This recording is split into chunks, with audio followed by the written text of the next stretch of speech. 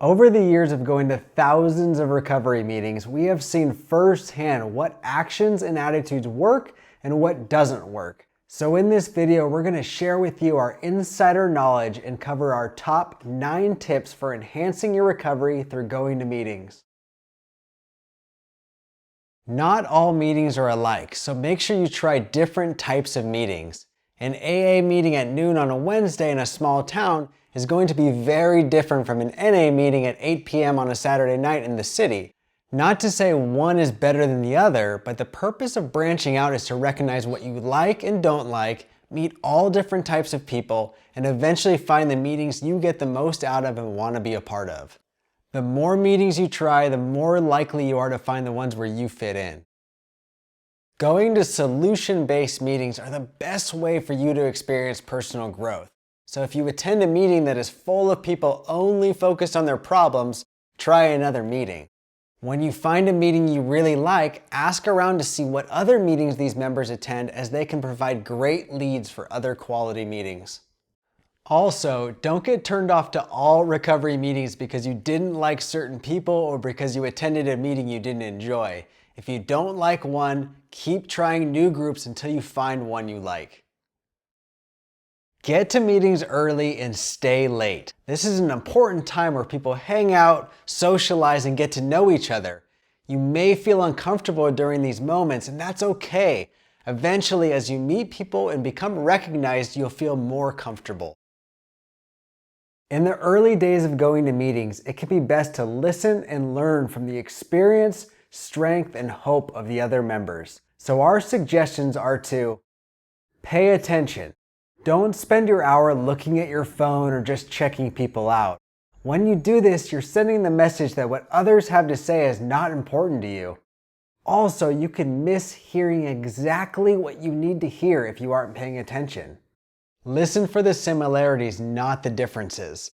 When you only listen for the differences, you'll begin to alienate yourself, and before you know it, you can talk yourself out of going to meetings altogether. But when you are listening for the similarities, you are much more likely to feel like you fit in, connect with others, and feel like a part of the group. Keep an open mind. You might hear people talking about things in meetings that you've never heard people talking about openly, from their troubled history to emotions, talking about God or their higher power, and other topics that might intimidate you or make you feel uncomfortable. Take what you want and leave the rest. If you hear something that is offensive to you or that you don't like, there is no need to focus on that. Focus on the things that are helpful for you and start practicing those suggestions in your life. You don't have to accept every idea you hear. When it's your turn to share at a meeting, be honest and share your truth. Let the other members get to know you, the real you, with all your flaws exposed. Now is not the time to put up a front and try to save face. No one can help you if they don't know you're hurting. Fellowship, or the meeting after the meeting, is where members get together after the meeting to socialize, usually at a restaurant or coffee shop. This is where great relationships will begin to develop, and soon your support system will expand and you'll likely begin to have more fun than you have in years. Make sure you stick with the winners at meetings. Unfortunately, not everyone in the rooms are going to be great influences on your recovery. That's why you should seek out other members who have a sponsor, work the steps, do service work, and apply the principles of the program in their lives. These active members are the best people to make friends with and add to your support system.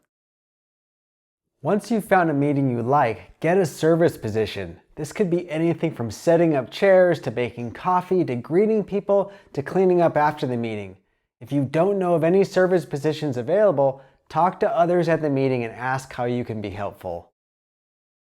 Getting and using a sponsor is an important part of your growth and support system. We suggest getting a sponsor sooner rather than later, as it is a major part of the 12-step program experience. When searching for a sponsor, look for someone whose recovery lifestyle is attractive to you and is willing to help you work through the 12 steps. If your sponsor is not taking you through the 12 steps, or you don't feel like they are a good match for you, you could always find somebody who is a better fit. It may be uncomfortable to tell your sponsor you're moving on, but most people will be happy for you and understand if you need to change sponsors. When I first got to the 12-step meeting rooms, let's just say I was not immediately happy to be there. I was physically, emotionally, mentally, and spiritually shot. Eventually, as my head cleared up, I was able to pay attention to the meetings and started to not only relate to the members' drinking and using stories, but more importantly, I related to the ways they felt about themselves during their addiction. This got my attention and led me to realize that if these people who told my story could get better, then so could I. And that is when I gave into what the 12-step community had to offer, got a sponsor, worked the steps, and got involved in service. So if going to meetings doesn't immediately feel like the right fit for you, don't worry. Just stay persistent, put into practice the tips we covered in this video, and you will eventually begin to feel more at home.